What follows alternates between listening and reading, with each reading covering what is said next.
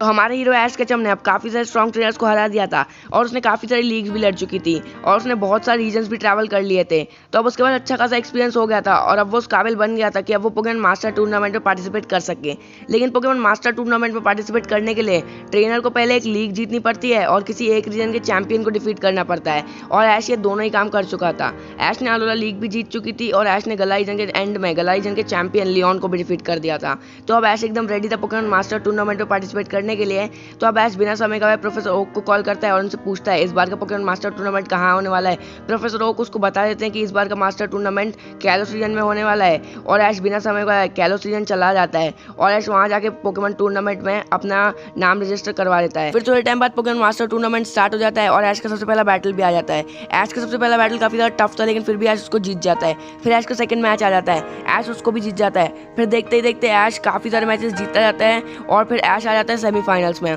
Semifinals में उसकी battle होती है उसके पुराने राइवल टोबियस के साथ और इस बार ऐश बोलता है कि मैं बिल्कुल भी नहीं हारने वाला। तो मैच में दोनों के पास दोनों के आखिरी पोकेमॉन बचे थे, ऐश का सेप्टाइल और टोबियस का डार्कराय, और ये मैच काफी ज्यादा इंटरेस्टिंग चलती जा रही थी। और फिर थोड़े बैटल के बाद ऐश का सेप्टाइल डार्कराय पर सोलर बीम यूज कर देता है और फिर बिना टाइम गवाए लीफ ब्लेड यूज कर देता है और एक बार फिर से सेप्टाइल डार्कराय को हरा देता है। अब ऐश आ जाता है फाइनल्स में। तो फाइनल्स में ऐश की बैटल होने वाली होती है पोकेमॉन वर्ल्ड के पोकेमॉन मास्टर के साथ। तो अब ऐश स्टेडियम में आ जाता है अपनी फाइनल बैटल लड़ने के लिए और पोकेमॉन वर्ल्ड का पोकेमॉन मास्टर भी एंटर करता है स्टेडियम में और हमको पोकेमॉन मास्टर की टीम दिखाई जाती है जो कि काफी ज्यादा स्ट्रांग होती है। उसकी टीम में रहते हैं चार्जर्ड, सेलेमेंस, ड्रैगनाइट, गारचॉम्प, इलेक्टिवायर और उसका सबसे स्ट्रॉन्गेस्ट पोकेमॉन रहता है उसका म्यूटू। ऐश को पता था कि वो पोकेमॉन मास्टर है तो उसकी टीम काफी ज्यादा स्ट्रांग होगी, इसलिए ऐश ने भी अपने सबसे ज्यादा स्ट्रॉन्गेस्ट पोकेमॉन इस बैटल में यूज किए थे। तो उसकी टीम थी charged, septile, Infernape, Snorlax, Pikachu और उसका ग्रेनेजा जो कि ऐश के पास वापस आ चुका था। तो मैच शुरू से ही काफी ज्यादा इंटरेस्टिंग चल रहा होता है जहाँ एक एक करके दोनों के पोकेमॉन हारते जाते हैं और फिर आखिर में ऐश के पास बचते हैं उसके दो पोकेमॉन्स और पोकेमॉन मास्टर के पास बचता है उसका सिर्फ एक पोकेमॉन जो कि था उसका म्यूटू।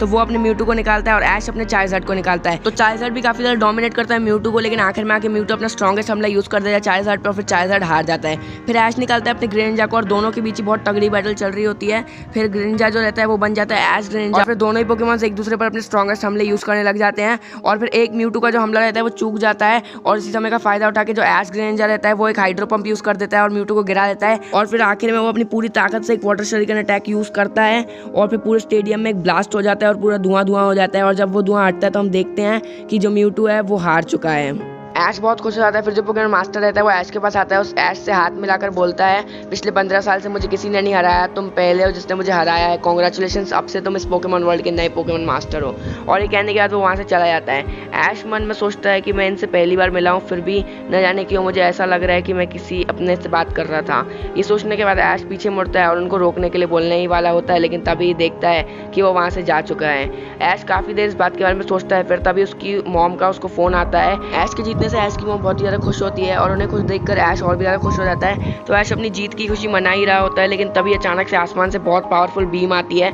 और ऐश देखता है कि जो हमला कर रहा है वो एटर्नेटस है। ऐश देखता है कि जो एटर्नेटस है वो बहुत ज़्यादा गुस्से में है और वहाँ पर हमला कर ही जा रहा है, इसीलिए ऐश उसको रोकने के लिए अपने पोकेमॉन्स बुला लेता है सारे और स्टेडियम में जितने लोग भी रहते हैं सब अपने पोकेमॉन्स बुला लेते हैं लेकिन फिर भी वो लोग एटर्नेटस को नहीं रोक पाते और तभी एटर्नेटस जो है वो पिकाचू पर एटर्ना बीम अटैक यूज कर देता है लेकिन ऐश अचानक से पिकाचू के सामने आ जाता है और फिर एक बहुत बड़ा ब्लास्ट होता है और बहुत धुआं धुआं हो जाता है। सब लोग को ऐश की फिक्र होती है कि वो ठीक है कि नहीं और धुआं हटता है और हमको दिखाई जाता है कि ऐश एकदम सेफ है क्योंकि उसके सामने आरसीएस खड़ा होता है और उसने उस हमले को रोक दिया होता है। आरसीएस को देखकर एटर्नेटस अपने एटर्ना मैक्स फॉर्म में आ जाता है। अब एटर्नेटस और भी ज़्यादा स्ट्रांग बन जाता है तो अब इसलिए आरसीएस उसको अकेला नहीं हरा पाता, इसलिए वो बुलाता है होवेन के तीनों लेजेंडरीज को और फिर रक्कोएसा, ग्राउडन, कायोग्रे और आरसीएस चारों मिलकर एटर्नेटस को हरा देते हैं। एटर्नेटस जमीन पर पड़ा होता है और अब आरसीएस अपना फाइनल वार करके एटर्नेटस को खत्म करने वाला होता है लेकिन तभी एटर्नेटस आरसीएस से माफी मांग लेता है और आरसीएस उसे माफ कर देता है लेकिन आरसीएस बोलता है कि तुम्हें सजा तो मिलेगी और सजा के तौर पर आरसीएस एटर्नेटस से उसका एटर्ना मैक्स फॉर्म छीन लेता है।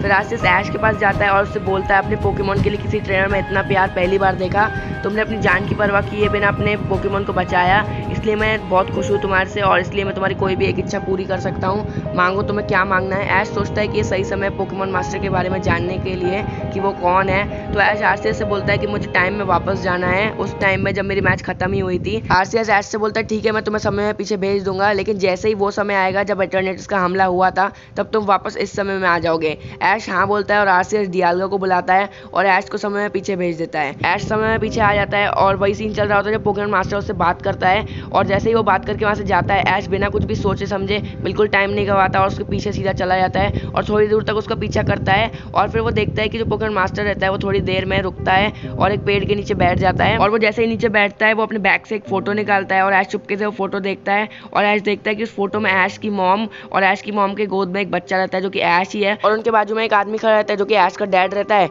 ऐश ये फोटो देखकर सोचता है कि ये इनके पास कहाँ से आई, और क्योंकि वो जो पोकेमॉन मास्टर रहता है हमेशा अपना चेहरा भी ढक के रखता है, तो ऐश ने उसकी शक्ल भी नहीं देखी रहती, तो ऐश सोचता है कि ये कौन है जिसके पास हमारी फैमिली फोटो भी है। और तभी वो जो पोकेमॉन मास्टर रहता है वो रोने लग जाता है और रोते रोते उस फोटो को देखकर बोलता है, बहुत अच्छे मेरे बेटे ऐश, मुझे नाज है तुम पर, आज तुमसे हार कर मुझे बहुत खुशी हो रही है और फिक्र मत करो, मैं जल्दी तुम्हारे पास वापस लौटूंगा। और ऐश समझ जाता है कि वो ऐश का डैड है, और ऐश भी काफी ज्यादा रोने लग जाता है, लेकिन तभी एटर्नेटिस का हमला हो जाता है और ऐश वापस टाइम में आगे आ जाता है। ऐश काफी ज्यादा रोता भी है, लेकिन वो खुश भी होता है इस बात को सोचकर कि उसके डैड को उस पर गर्व है। और यार फिर वो दिन आ जाता है जब ऐश कैलोस रीजन से पैलेट टाउन वापस चला जाता है और फिर ऐश अपने घर में चला जाता है। फिर उसके बाद हमको दिखाई जाती है 15 साल के बाद की स्टोरी, और उसमें हमको दिखाया जाता है कि ऐश अब बड़ा हो चुका है और ऐश की शादी भी हो चुकी है, और उसकी शादी हुई है सरीना के साथ। और यार बड़े होने के बाद ऐश और सरीना दोनों ही पोकेमॉन रिसर्चर बन जाते हैं और नए नए रीजन्स ट्रैवल करके वहाँ के पोकेमॉन्स पर रिसर्च करने लग जाते हैं, और यार यहीं पर पोकेमॉन की हैप्पी एंडिंग हो जाती है और पोकेमॉन खत्म हो जाता है।